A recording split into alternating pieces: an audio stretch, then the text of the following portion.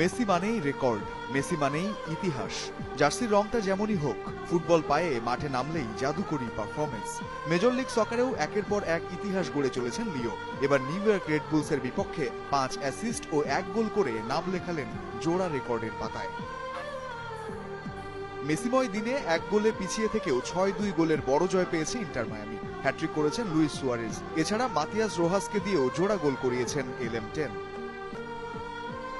Match শুরুর 30 মিনিটেই পিছিয়ে যায় মেসি সুয়ারেজরা। রেড বুলসের হয়ে গোল করেন ভ্যানজার। তবে বিরতির পর অবিশ্বাস্য কামব্যাক করে ইন্টার মায়ামি। দ্বিতীয়ার্ধের আধ ঘন্টার মধ্যে লন্ডভন্ড হয়ে যায় রেড বুলস শিবির। 31 মিনিটের মধ্যে হজম করে বসে 6 গোল।